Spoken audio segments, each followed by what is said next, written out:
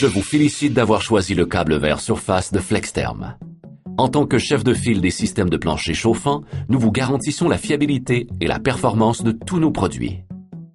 En écoutant cette vidéo, vous constaterez que le processus d'installation est fort simple si vous respectez attentivement nos consignes. Lisez attentivement le guide d'installation inclus dans votre ensemble de planchers chauffants avant de commencer. Nous montrerons étape par étape la pose d'un câble vert surface dans une salle de bain. Celui-ci est approuvé pour utilisation en milieu mouillé tel que le plancher d'une douche dont le fond est en céramique ou en pierre naturelle ou celui d'un sauna. Dans ce cas, vous devez installer un deuxième câble, distinct de celui couvrant le plancher de la pièce. Référez-vous au guide d'installation pour les détails complets de l'installation dans un environnement mouillé. Commençons par évaluer les surfaces à chauffer. Tracez au sol l'emplacement de tous les éléments à contourner, soit les meubles fixes ou sous lesquels l'air ne circule pas librement. Dans notre exemple, nous devons tenir compte d'un bain, d'un meuble lavabo encastré, de la douche, d'une armoire en coin et d'une toilette. Si votre espace à couvrir est de forme irrégulière, vous pouvez procéder comme nous le ferons dans l'exemple que nous illustrons. Tracez un croquis à l'échelle de la pièce sur une feuille quadrillée. À l'aide d'une calculatrice et de quelques formules mathématiques élémentaires, déterminez la surface à chauffer. Calculez d'abord la surface totale de la pièce en multipliant la longueur par la largeur. Soustraire de ce total toutes les surfaces qui ne seront pas chauffées. Pour ce faire, calculez la surface occupée par les éléments fixes en multipliant leur longueur par leur largeur. Si l'objet a un ou des angles, comme c'est le cas pour le bain, la douche et l'armoire, il faut s'assurer de chauffer toute la partie libre au plancher.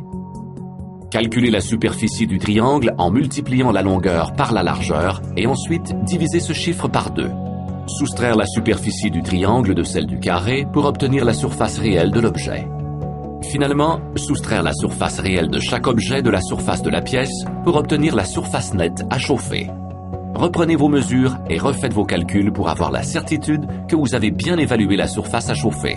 Vérifiez que vous avez la bonne longueur de câble pour chauffer cette superficie en vous référant à l'étiquette collée sur votre boîte.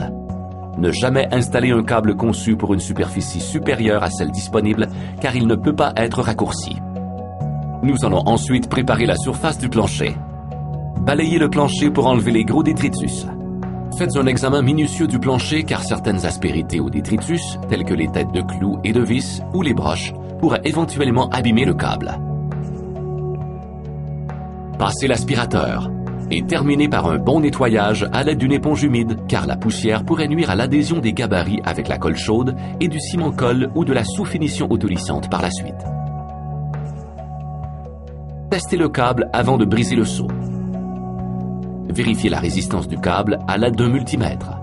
Celle-ci doit être conforme à 5% près à la valeur inscrite sur l'étiquette d'identification attachée à l'extrémité du câble. Vous devez aussi vérifier l'intégrité de l'isolation du câble à l'aide d'un mégomètre. Une lecture à l'infini vous confirmera que le câble est en bon état. Il est important de noter les résultats obtenus sur la carte de garantie incluse dans la boîte pour préserver la garantie du système. Vous êtes maintenant prêt à installer le câble. Afin de faciliter le déroulement du câble, dégagez la section pointillée de chaque côté de la boîte et insérez-y un tuyau ou un bâton d'un diamètre maximum de 2,5 cm ou 1 pouce. En introduisant le bout du câble dans la fente des vidoirs, vous pourrez ainsi débobiner le câble aisément au fur et à mesure de vos besoins. Planifiez votre installation avec soin. Vous devez respecter une distance minimale entre le câble et le mobilier dont l'emplacement a été tracé au sol en début d'installation. Vous ne pouvez l'approcher à plus de 1,3 cm ou 1 demi-pouce de la base d'un meuble fixe, d'une marche de bain ou d'une douche. Vous devez aussi observer une distance de 5 cm ou 2 pouces d'un mur et de 20,3 cm ou 8 pouces d'un appareil de chauffage fixé au plancher. Concernant la toilette, une distance minimale de 15,25 cm ou 6 pouces du drain doit être observée. Il en va de même pour un drain de fond ou le drain d'une douche. Rappelez-vous que chaque passe de câble ne doit pas excéder 3 mètres ou 10 pieds de longueur. Si les dimensions de votre pièce excèdent cette grandeur, divisez-la en sections. Prévoyez une zone tampon facilement accessible en fin d'installation pour y installer tout excédent de câble en cas de besoin. Portez votre choix sur les zones où l'on circule peu, par exemple la partie arrière du contour d'un bain ou derrière une porte. Dans ce cas-ci, nous utiliserons l'espace de chaque côté de la toilette comme zone tampon. vous constaterez que la première partie du câble vert surface est un câble plus gros d'une longueur de 3 mètres ou 10 pieds, appelé câble non chauffant, servant à son raccordement à la boîte électrique. Si ce n'est déjà fait, percez un trou à la base du mur et passez-y 2 cordes qui iront jusqu'à la boîte de raccordement. Laissez émerger le bout des cordes qui serviront ultérieurement à acheminer le câble non chauffant et le câble de la sonde à la boîte de raccordement. Entaillez le plancher pour y coller le joint mécanique. Afin de faciliter le raccordement, le joint doit être installé au plancher à moins de 3 mètres ou 10 pieds de la boîte électrique. Nettoyez bien tous les débris. Avec du ruban électrique, enroulez et fixez l'étiquette d'identification autour du câble non chauffant. Fixez l'extrémité du câble non chauffant et l'extrémité de la sonde au bout des cordes que vous avez préalablement insérées dans le mur. Tirez sur l'autre bout des cordes pour monter le câble non chauffant et l'extrémité de la sonde. Collez le joint mécanique dans la cavité avec de la colle chaude. Votre ensemble comprend des gabarits servant à fixer le câble au sol. Seule méthode reconnue d'attache du câble, ces gabarits à enclenchement rapide possèdent des ouvertures à chaque pouce permettant de régulariser l'espacement requis entre les passes du câble. Dans le cas du câble vert surface, l'espacement à observer doit être de 2 ou 3 pouces pour un câble de 2 watts et de 3 ou 4 pouces pour un câble de 3 watts. L'espacement approprié est déterminé selon le type d'installation. Référez-vous au guide d'installation pour valider votre choix de puissance de câble et d'espacement. L'espacement ne peut pas être modifié en cours d'installation. Ceci créerait des variations de température au plancher. À l'aide de cisailles, coupez les bouts de gabarit nécessaires pour commencer votre installation. Sur le contreplaqué, ils peuvent être collés avec de la colle chaude, agrafés, cloués ou vissés.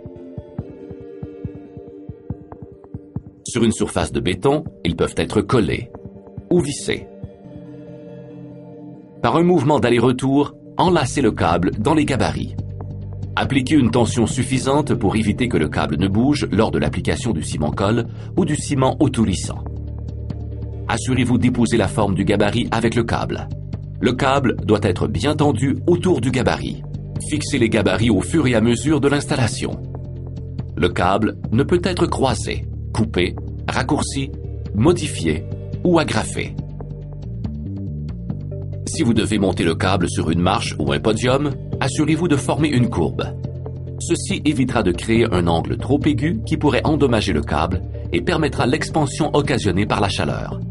Il est aussi recommandé d'entailler le coin de la marche ou du podium pour les mêmes raisons.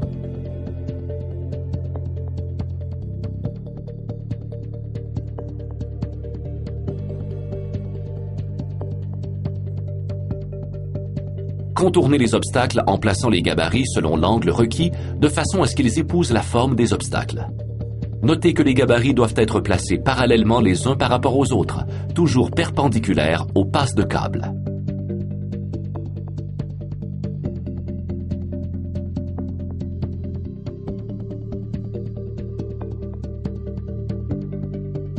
Lorsqu'il est impossible de laisser un espacement pour le retour du câble, changez de direction. Continuez l'enlacement du câble. Installez l'excédent de câble dans la zone tampon tout en maintenant l'espacement choisi. Lorsque cette opération est achevée, fixez le bout du câble à l'aide de colle chaude. Prenez soin de ne pas toucher le câble avec la pointe de votre pistolet à colle chaude. Une fois le câble entièrement fixé au plancher, installez un gabarit stabilisateur à intervalles réguliers, soit à tous les 90 à 120 cm ou 3 à 4 pieds. Glissez-le à l'envers, puis retournez-le. Insérez le câble entre les capsules et collez le gabarit au sol. Vous devez maintenant installer la sonde de lecture de température. Celle-ci doit être placée entre 2 passes de câble, de 30 à 60 cm ou 1 à 2 pieds à l'intérieur de la zone chauffée, mais loin de toute autre source de chaleur ou de froid, comme une exposition directe aux rayons du soleil ou une conduite d'eau froide. Elle ne doit pas croiser le câble chauffant. Choisissez l'emplacement approprié et collez la sonde au sol. Collez le fil de la sonde au sol jusqu'au mur. Refaites les tests de résistance et d'intégrité. Notez à nouveau les résultats obtenus sur la carte de garantie. Pour protéger le câble non chauffant et le fil de la sonde des dommages potentiels causés par les clous lors de l'installation de plinthes et carderons, installez une plaque protectrice sur la lisse basse du mur. Avant de poursuivre, prenez une photo de votre installation. Celle-ci vous servira d'aide-mémoire lors de rénovations futures. Vous êtes maintenant prêt à entreprendre l'installation de votre revêtement. Nous ferons un survol de 2 techniques différentes. Mais d'abord, consultez le fabricant pour vous assurer de la compatibilité de son produit avec les planchers chauffants FlexTherm. Choisissez l'une des 2 techniques selon le type de revêtement de sol sélectionné, céramique, pierre ou revêtement souple. La première technique, qui consiste à faire un ragréage avec un ciment-colle modifié au polymère, est utilisée avec la céramique et la pierre.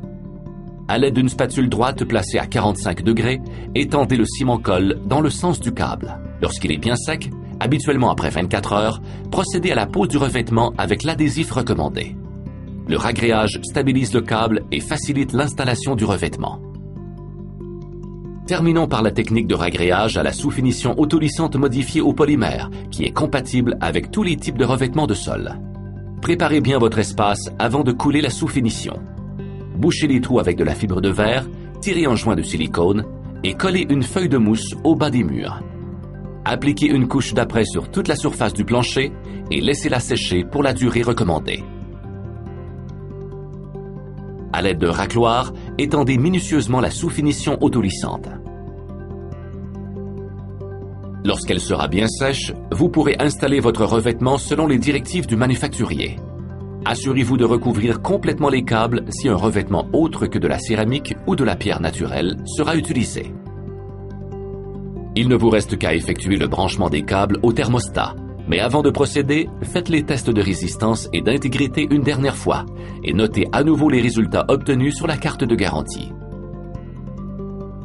Le raccordement au thermostat doit être fait en conformité avec le code de l'électricité approprié à votre région.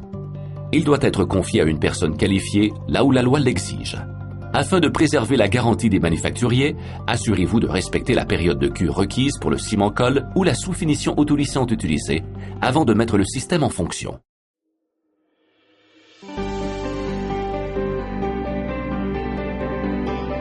Vous êtes maintenant prêt à profiter de cette chaleur douce et enveloppante que vous offre le système FlexTherm.